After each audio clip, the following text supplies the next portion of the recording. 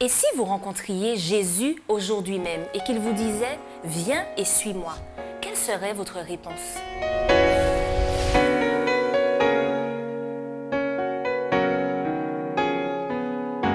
Bienvenue chers amis dans votre émission Autrement dit. C'est un plaisir pour moi de vous retrouver en compagnie de Bruno Delépine et Eddy Michel Carpin. Bienvenue à tous les deux. Merci. Alors aujourd'hui, nous sommes dans la dernière étape de la méthode d'évangélisation du Christ. Pour rappel, nous avons vu qu'il se mêlait aux gens sans faire de distinction, qu'il faisait preuve de compassion, de bonté, qu'il soulageait leurs besoins et qu'il gagnait leur confiance. Alors aujourd'hui, nous verrons qu'il disait aux gens de le suivre. Alors cette étape découle-t-elle naturellement des 4 autres que nous avons déjà abordées? Oui, tout à fait. Nous comprenons aisément que lorsque nous faisons confiance à quelqu'un, nous avons envie de rester en sa présence. Et forcément, si nous faisons confiance à Jésus par rapport à tout ce que nous avons vécu avec lui, nous n'avons qu'une envie, c'est de le suivre, puisque étant en la présence de Jésus, nous bénéficions de bien des choses, de bonheur, de joie, et donc forcément, on a envie de le suivre. Mais en même temps, la semaine dernière, nous avons vu que suivre Jésus n'exclut pas épreuve, tentation. Donc tout de même, comment faire la part des choses entre le bonheur qu'il pourrait nous apporter et tout de même les tribulations qui iraient avec? Ce dont parle la Bible par rapport aux épreuves, des difficultés, la route étroite dont j'ai parlé, le chemin pierreux, en fait, ce n'est pas la première chose que l'on regarde dans la relation avec Jésus. Tout d'abord, lorsque l'on écoute Jésus, lorsque on entend l'Esprit de Dieu nous parler au travers de l'étude de la Bible, là, je parle pour nous aujourd'hui, je ne parle pas de l'époque de Jésus, je crois qu'effectivement, il y a un sentiment de paix, de sérénité qui envahit notre être. Et comme Bruno l'a dit, on a envie de rester en relation, en contact avec cette personne, parce qu'on constate que nous pouvons lui faire confiance. Elle est digne de confiance. Et bien évidemment, derrière, on a envie de rester en sa présence, donc de le suivre. Donc naturellement, ça vient. Et on ne se focalise pas sur les problèmes, parce que, en fait, Jésus l'a dit, moi j'ai vaincu. Jésus, c'est un vainqueur. Jésus, c'est quelqu'un qui n'a pas perdu la bataille. Il l'a remportée. Donc, fort de cela, moi je suis encouragé parce qu'en plus dans la Bible, il me dit, bon, je ne te laisserai pas seul, je serai avec toi. Il le dira à Pierre, mais cette prière ou cette parole qu'il adresse à Pierre s'adresse aussi à chacun de nous. J'ai prié pour toi pour que ta foi ne défaille point. Ce sont des paroles qui sont encourageantes. Donc oui, nous savons qu'il y aura des difficultés, nous savons qu'il y aura des problèmes, mais on ne se focalise pas sur cela. Sinon, on baisserait pavillon rapidement et on prendrait une autre direction. Mais je crois que quand on découvre véritablement ce que Jésus a fait pour nous, la façon dont il s'est engagé pour nous, derrière, eh bien, on se focalise, on s'oriente sur sa victoire et sur la victoire qu'il nous assure, justement. Donc, il n'y a pas de problème. Alors, qu'est-ce que ça implique concrètement pour nous de dire « Oui, j'accepte, oui Seigneur, je te suis ». Oui, ça implique l'engagement. Bien souvent, dans les couples, quand l'un dit à l'autre que je t'aime, ou l'autre que oui, moi aussi, etc., il y a un engagement à prendre à un moment donné. Et souvent, cet engagement nous fait peur.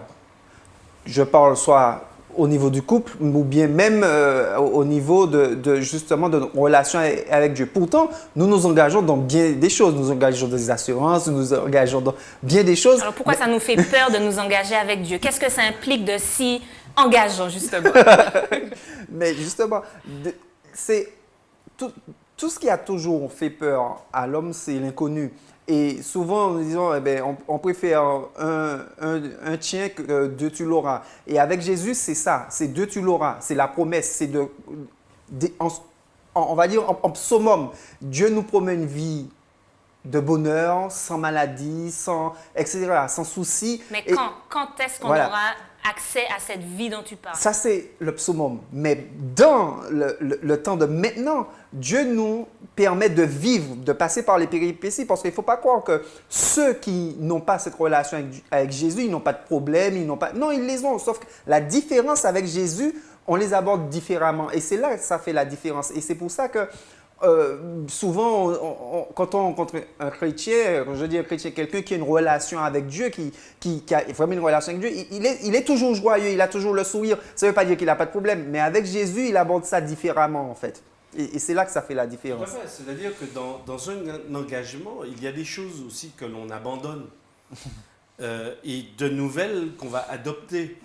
Parce qu'on est entré là dans une nouvelle relation. Donc, bien évidemment, et Bruno le dit, bon, la peur de l'inconnu, du changement, Dieu est capable de faire tant de choses avec nous et en nous que parfois ça peut faire peur. Et puis, on a tendance aussi à vouloir s'arrêter peut-être que sur les aspects positifs. Et puis, il y a aussi, c'est un ensemble, c'est un tout. Mais ce tout, je pense, avec Jésus, vaut la peine justement qu'on lui dise oui.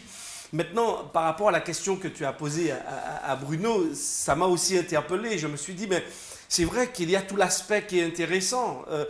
Socialiser, par exemple, prier, vouloir que Jésus puisse nous apporter une guérison par rapport à une maladie, par rapport à quelque chose, nous donner un travail.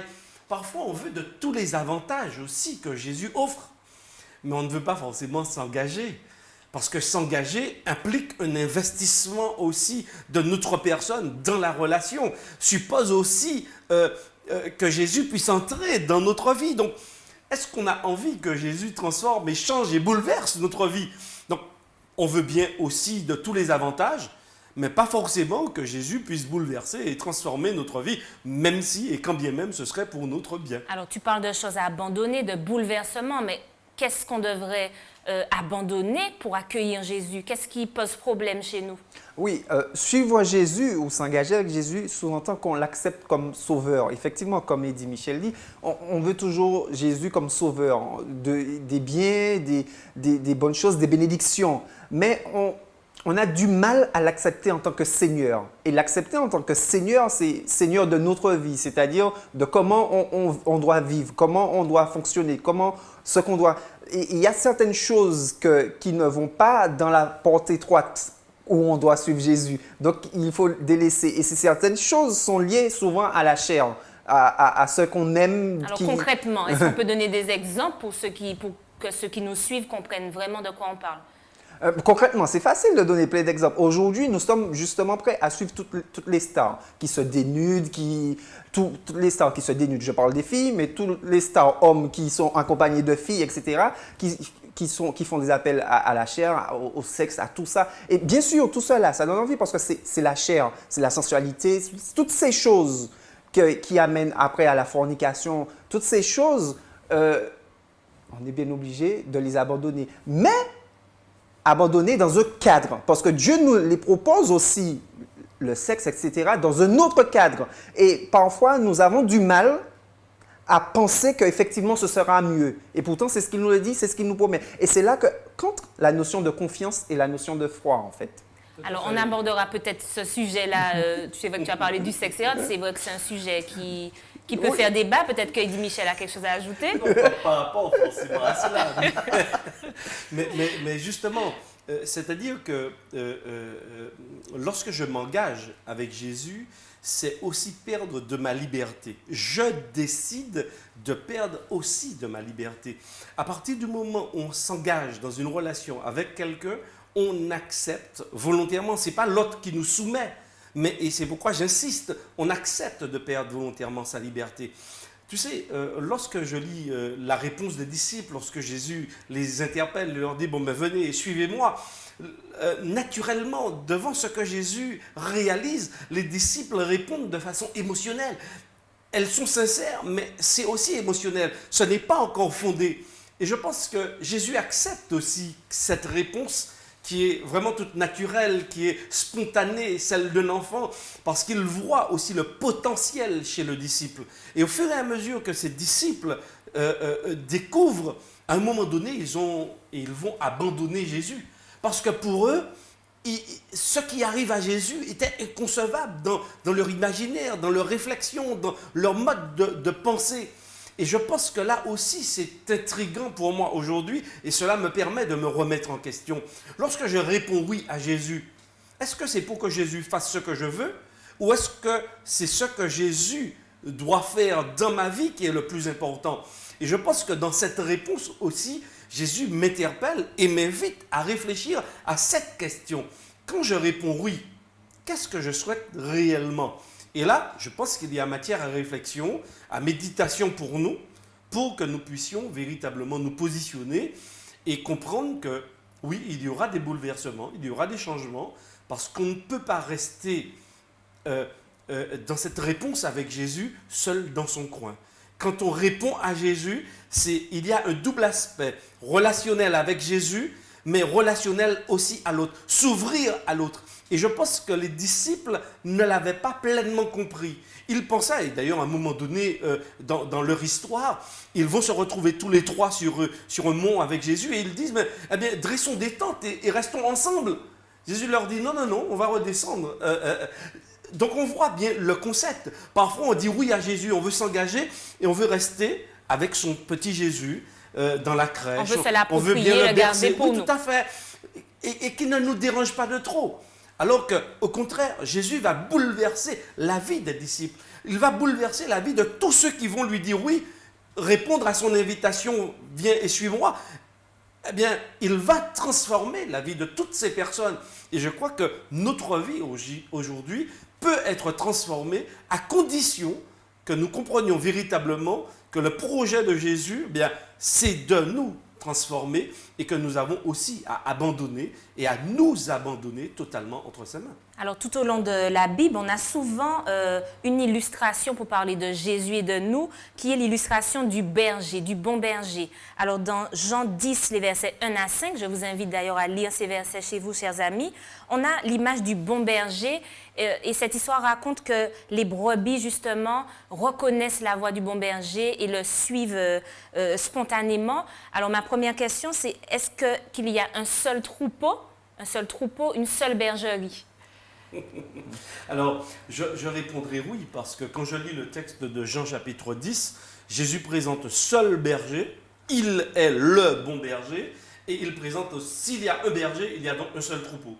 Maintenant, attention, dans ce que je dis, comprenons, aujourd'hui, il y a plusieurs dénominations, c'est-à-dire plusieurs groupes, mouvements religieux. D'accord? Je ne parle pas de mouvement religieux. Je parle du peuple de Dieu dans son ensemble. C'est-à-dire ceux qui vont répondre véritablement à l'appel de Jésus. Ceux qui vont entretenir une relation avec lui, qui vont entendre sa voix, qui reconnaissent sa voix. Des gens qui vont suivre Jésus partout où il ira. Je parle de ces gens-là et je crois qu'il y a de ces personnes, eh bien, sur toute la surface du monde et dans toutes les congrégations religieuses. Bien évidemment, dans l'histoire, j'observe que Jésus va toujours choisir un groupe religieux, un groupe de personnes pour pouvoir le représenter, pour pouvoir faire passer son message. Mais ce qui est intéressant, même quand j'observe et quand je lis la vie de Jésus relatée par les évangiles, relatée dans les évangiles, qu'est-ce que j'observe? J'observe que Jésus, à plusieurs reprises, va reconnaître la foi d'hommes et de femmes qui n'étaient pas du peuple d'Israël. Donc ça veut dire qu'il y avait bien des hommes et des femmes qui avaient la foi en lui, et lorsqu'ils l'ont vu, agir, eh bien ces gens-là, eh bien c'est vrai, cette parole de Jésus, ont entendu sa voix, elles l'ont reconnue et elles l'ont suivi. Alors donc, encore aujourd'hui, comment nous qui sommes ici, pouvons-nous avoir la certitude que nous entendons la voix de Dieu? Peut-être que certaines personnes n'entendent pas sa voix, peut-être que d'autres entendent des voix et ne savent pas justement discerner si elle vient. Déjà, comment Dieu nous parle? Est-ce que Satan nous parle également? Comment faire? Oui, tout à fait.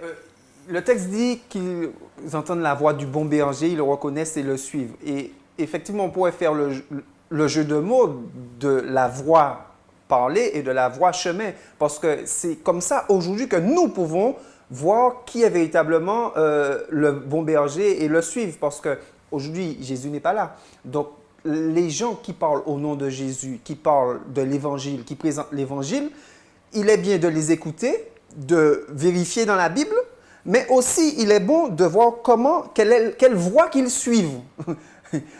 Écouter leur voix, mais aussi de regarder quelle voie qu'ils suivent. la voix des OIE. Exactement, exactement. Et ainsi, une fois qu'on a reconnu la voix, suivre la voix V-O-I-E, si je comprends bien. Tout à fait. Maintenant, c'est vrai que c'est très important la question que tu poses. Moi, je crois que l'Esprit de Dieu est cohérent.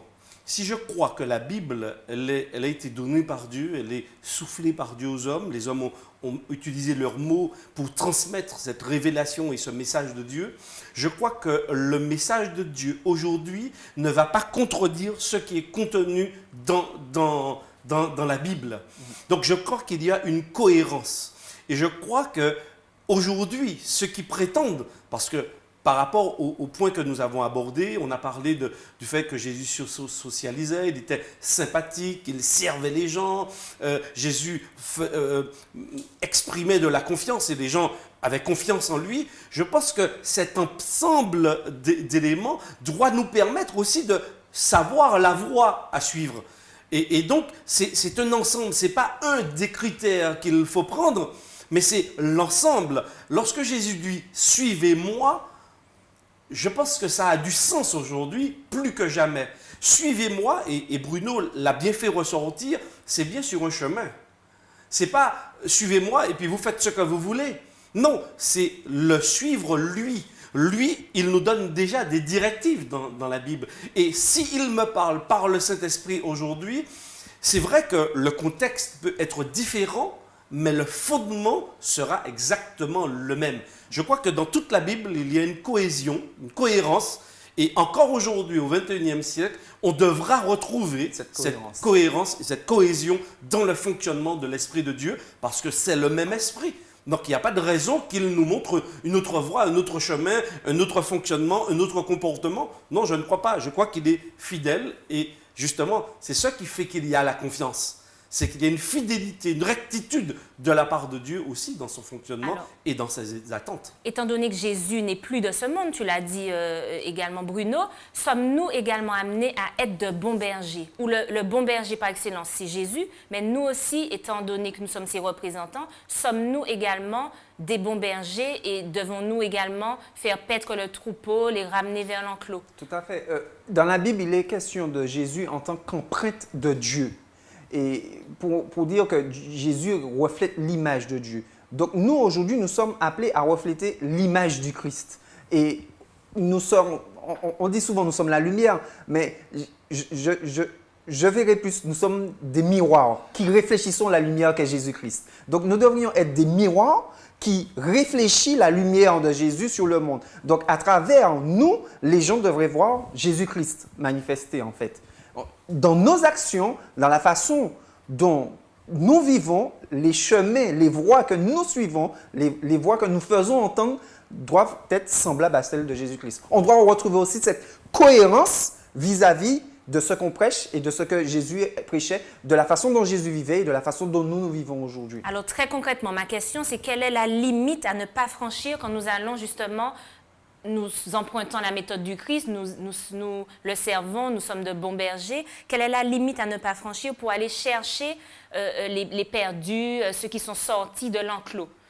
Alors, je ne vais pas répondre directement à cette question, parce que je pense qu'il est important que nous demeurions soumis à l'Esprit de Dieu.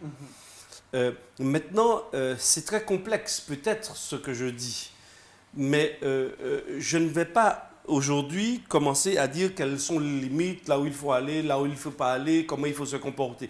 Je pense qu'il y a d'abord un travail important à faire, c'est une communion sincère, intime avec Jésus.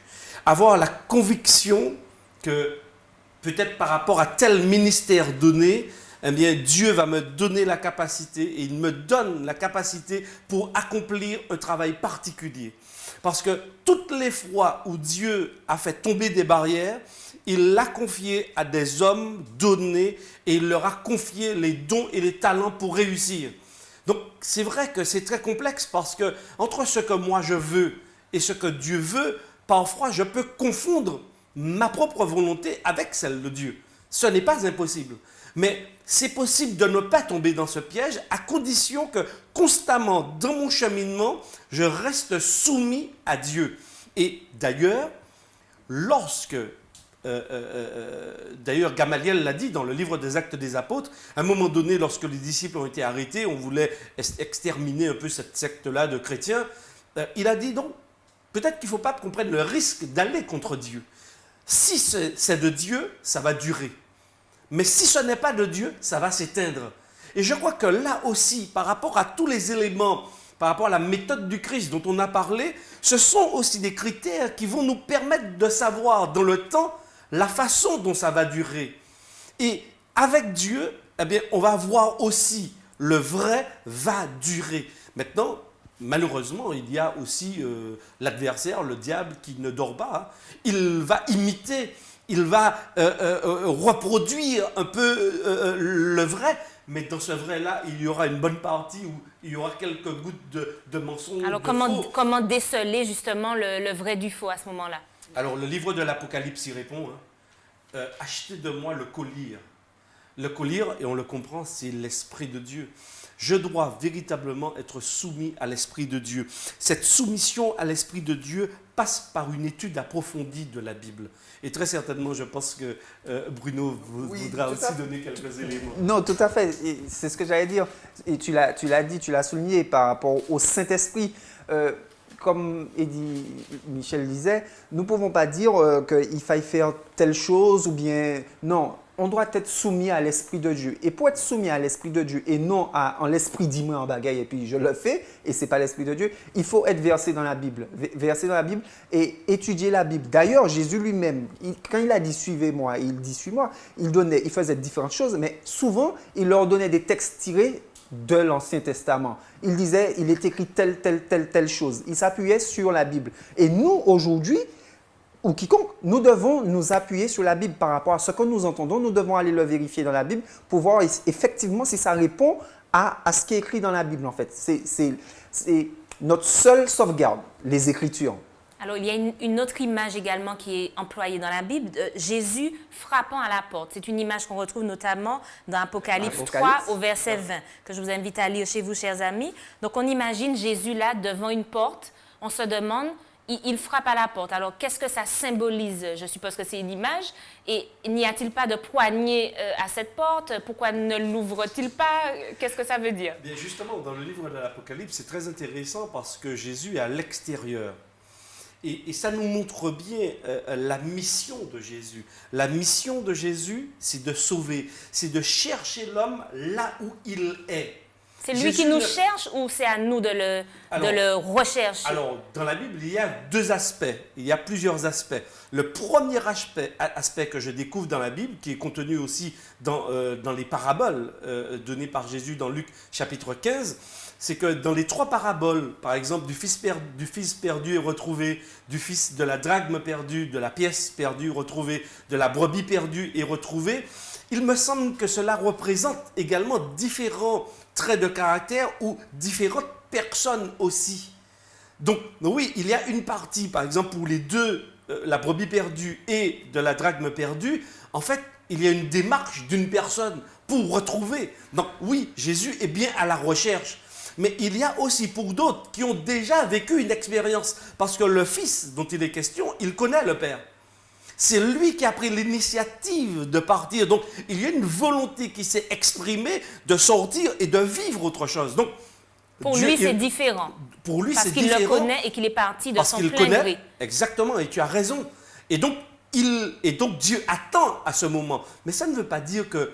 Et donc, l'attitude du Père dans la parabole est très intéressante parce qu'il guette le retour.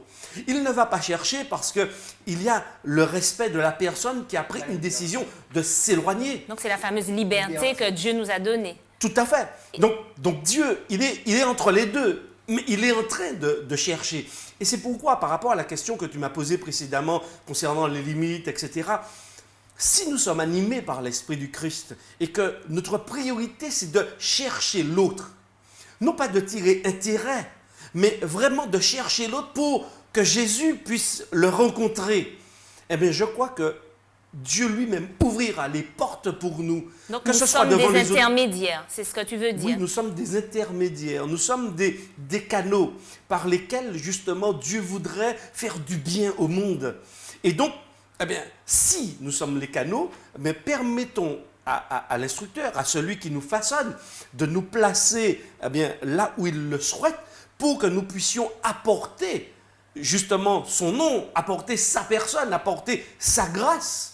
Parce que le canal est censé véhiculer quelque chose de bon, porter l'eau salutaire, l'eau de la grâce, l'eau de l'amour de Dieu, l'eau qui purifie. Eh bien, je dirais que si nous nous laissons conduire par Dieu, eh bien, nous arroserons là où Dieu voudra que l'on arrose. Mais je crois fondamentalement qu'il est important d'avec Dieu, d'apprendre à connaître ses dons spirituels qu'il nous communique en tant qu'enfant de Dieu, apprendre à être soumis à sa personne et véritablement répondre « Oui Seigneur, je veux te suivre là où tu me conduiras ». Alors ça, c'est dans le cas où on entend, mais on parlait de cette image de Jésus qui frappe à la porte, et on comprend que c'est la porte de notre vie, la porte de notre cœur. Oui. Mais est-il possible que certaines personnes n'entendent pas ce toc-toc-là que Jésus exerce sur notre cœur, notre esprit? Tout à fait. En fait, dans Jésus, on disait qu'il nous a donné la liberté. Et le fait de frapper à notre porte, ça peut être quand nous allons en quelque part et quelqu'un nous parle de Jésus, que nous avons assisté à une cérémonie, je ne sais pas, où Jésus nous a parlé. Et à chaque moment de notre vie, Jésus frappe à notre cœur. Pas seulement à ceux qu'on pourrait croire qui ne connaissent pas Jésus, mais Jésus frappe à la porte du cœur de chaque personne. Et est-ce que nous aussi, en tant que mains et pieds de Jésus, on l'a vu dans une précédente leçon, on peut aussi aider les personnes qu'on rencontre à entendre ce toc-toc et à peut-être, je ne sais pas moi, les amener devant la porte, leur dire voilà, ça c'est le toc-toc, ça c'est Jésus. Oui, tout à fait. Nous n'allons pas tous faire l'expérience de Paul sur la route de Damas. Et parfois, la route de Damas pour nous, c'est Eddie Michel Garbet qui va venir nous dire tiens, Bruno, tu sais, telle chose. Mais nous n'allons peut-être pas le voir ou nous allons l'entendre, mais pas vouloir le reconnaître. Mais Dieu respecte ça aussi. Mais Dieu appelle tout le monde. Et c'est là où nous voyons l'amour de Dieu, parce qu'il ne nous force pas, d'où l'image, il frappe. Tout à fait. Il frappe, il ne force pas la porte, il frappe, il nous dit qu'il est là. Donc il y a une poignée, mais c'est d'un autre côté. Là, de l'autre côté, Jésus ne peut pas enfoncer la porte. Mais pour rester dans l'image, si on n'a pas de sonnerie et que quelqu'un frappe, il faut parfois faire silence à l'intérieur pour pouvoir entendre quelqu'un qui frappe. Il y a peut-être trop de bruit dans parfois notre vie. Que dans nos vies, nous faisons tellement de bruit que nous n'entendons pas que Jésus voudrait entrer. Il faut qu'il frappe plus fort alors. Non, c'est à nous de faire silence. Parce que la personne qui est à l'extérieur veut entrer. Jésus veut entrer parce qu'il sait véritablement ce qu'il peut apporter dans la vie de l'individu. Donc, sachant ce qu'il est capable de faire pour l'individu, il souhaite simplement que l'autre entende et le laisse entrer pour que finalement, eh bien, la vie de Jésus, comme l'a dit Bruno, eh bien, se voit véritablement dans notre existence. Et à ce moment, nous serons véritablement des disciples de Jésus. Alors, à l'issue de cet échange, on a envie de dire, ouvrons-lui la porte. Oui, voilà. tout à fait. Alors, merci Eddie Michel, merci Bruno pour cet échange. Merci à vous, chers amis, de nous avoir suivis. Rendez-vous à la prochaine émission d'Autrement dit.